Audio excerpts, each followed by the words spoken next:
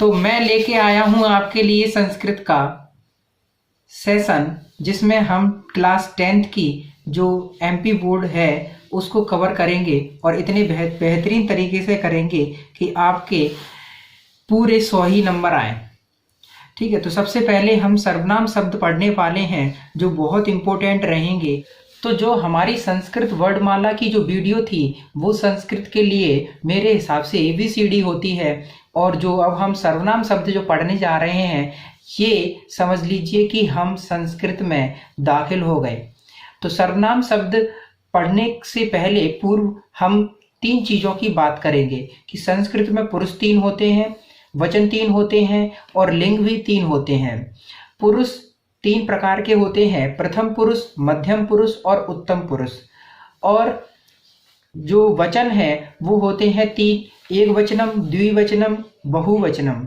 एक वचन में एक व्यक्ति की बात, द्विवचन में 2 व्यक्तियों की बात और त्रिवचन मतलब बहुवचन में 3 या 3 से अधिक लोगों की बात। तो अगर हम उत्तम जैसे कहें कि उत्तम व्यक्ति कौन है, तो हमारे अंदर तुरंत ही मन में उठता है कि मैं हूं, मतलब अच्छा सबसे मैं हूं। ठीक है, तो उत्तम मतलब अच्छा होता है, तो इसलिए हम उत्तम पुरुष में मैं को लेके चलेंगे। उसके बाद मध्यम पुरुष में तुम होता है, मतलब यू। ठीक है, जो सेकंड पर्सन होता है वो यू होता है, और जो थर्ड पर्सन होता है वह कोई दूसरा व्यक्ति की बात कर रहे हैं वह। तो इसी प्रकार से सबसे पहले हम प्रथम पुरुष को पढ़ेंगे। तो प्रथम पुरुष के तीनों वचनों में क्या होता है, इस बात को जरूर पढ़ना है हमें। तो सबसे पहले प्रथम पुरुष में हम वह के लिए पढ़ रहे हैं। तो लड़के के लिए होता है सह और लड़की के लिए होता है सा। लड़के के लिए सह, लड़की के लिए सा, सह सा।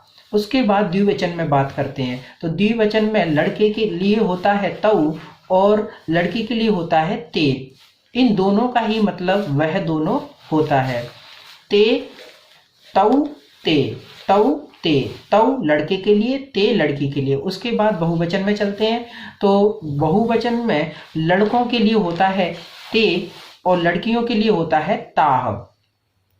ताह इन दोनों का ही मतलब वह सब होता है। एक बार दोहराएंगे लड़कों के लिए पहले सह तऊ ते, बोलो सह तऊ ते, बोलो एक और बार सह तऊ ते, सह तऊ ते। लड़की के लिए सा ते ताह, सा ते ताह, सा ते ताह। तो इसके बाद हमें प्रथम पुरुष का जो तीनों वचनों में है सर्वनाम शब्द वो याद हो जाएगा। उसके बाद मध्यम पुरुष की बात करते हैं। तो मध्यम पुरुष में होता है त्वम, त्वम मतलब तुम। एक वचन में होता है त्वम, त्वम मतलब तुम, त्वम। फिर होता है युवाम, युवाम मतलब तुम दोनों, युवाम मतलब तुम दोनों। फिर होता है यूयम, यूयम मतलब होता है तुम सब। यूयम मतलब क्या होता है, तुम सब। तो त्वम युवाम यूयम, त्वम युवाम यूयम। जैसे हमें संस्कृत में किसी को तुम बोलना है, तुम बोल दिया तो उसका मतलब हो जाएगा तुम। तुम दोनों की बात करें, तुम दोनों, तो इसका मतलब युवाम। तुम सब मतलब यूयम, तुम सब, सभी क्लास में सब हैं तो बोला जाएगा यूयम। ठीक है, तो इस प्रकार से हम मध्यम पुरुष को भी याद करते हैं। तो होता है त्वम युवाम यूयम, त्वम युवाम यूयम, त्वम युवाम यूयम। बार बार बोलो त्वम युवाम यूयम, अपने आप याद हो जाएगा। बोलो त्वम युवाम यूयम। ऊपर से दोहराते हैं सह तऊ ते सा ते ताह, स्व सह तऊ ते सा ते ताह, त्वम युवाम यूयम। उसके बाद उत्तम पुरुष में होता है अहम। अहम मतलब मैंने बताया ही था कि उत्तम पुरुष में होता है जो उत्तम व्यक्ति होता है, तो सबसे उत्तम व्यक्ति मैं ही होता है। मैं मतलब आप मैं हो सकते हैं, मैं हो सकता हूँ, सभी मैं।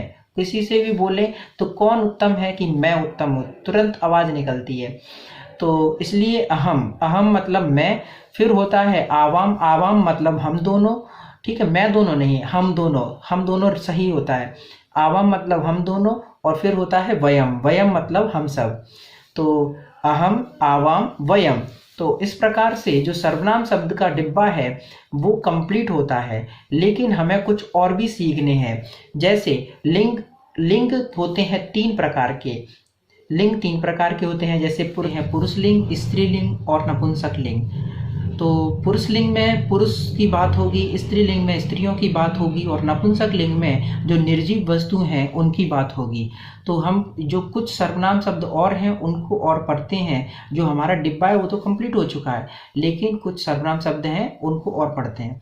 तो सबसे पहले जैसे मान लो पुरुष लिंग में ही बात करें तो वह तो होता है, जैसे वह लड़का, वह लड़की, इस प्रकार से।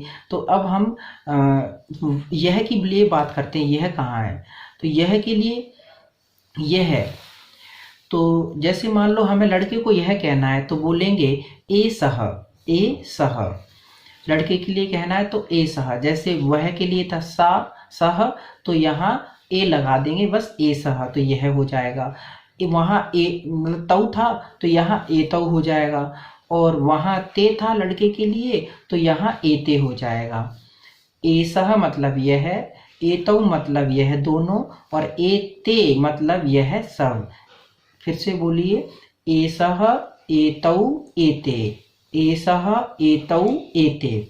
उसके बाद स्त्रीलिंग में बात करते हैं तो स्त्रीलिंग में होता है ए सा। जैसे वहाँ सा था तो यहाँ षटकोण का ही हमने सा बनाना है, तो ए सा, ए सा, ए सा मतलब यह, एते, एते मतलब यह दोनों, और एताह, एताह मतलब यह सब। तो ये लड़कियों के लिए होता है। एक बार दोहरा लेते हैं, ऐसा एते एताह, ऐसा एते एताह। उसके बाद नपुंसक लिंग में वह के लिए बात करते हैं तो तत्, तत् मतलब होता है वह, कोई वस्तु है, जैसे बोलते हैं वह बॉक्स, वह चेयर, इस प्रकार से। तो वह तत् होता है, ठीक है। और ते, ते मतलब वह दोनों। तानी, तानी मतलब वह सब। किसी भी जैसे नपुंसक लिंग की चीज बतानी है कि वह फूल, तो तानी, तानी पुष्पकानी, ऐसे बोलते हैं कि वह फूल, ठीक है, वह सब फूल, तो तानी पुस्तकानी, वह दोनों फूल, तो ते पुस्तकें, और वह पुस्तक तो तत्पुस्तकम, इस प्रकार से होता है। ते पहुंच कर तो होता है तत् ते तानी। एक बार दोहराएंगे, और तत् ते तानी, तत् ते तानी, ठीक है। तो तत् ते तानी, तत् मतलब वह, और ते मतलब वह दोनों, और तानी मतलब वह सब। उसके बाद यह के लिए बात करते तो यह के लिए ए लगा लेंगे, एतत् एते एतानि, एतत् एते एतानि, तत् ते तानि, एतत् एते एतानि, इस प्रकार। आखिरी में मैं आपको ये बताना चाहता हूँ कि इस वीडियो को ज़्यादा से ज़्यादा अपने दोस्तों में भेजें, शेयर करें, और ये बताएं कि अर्थम सर आ गए हैं संस्कृत में बेड़ा पार कराने। धन्यवाद।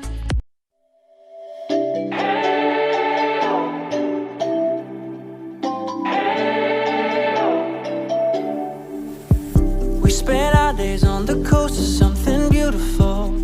We got pulled into the tide of some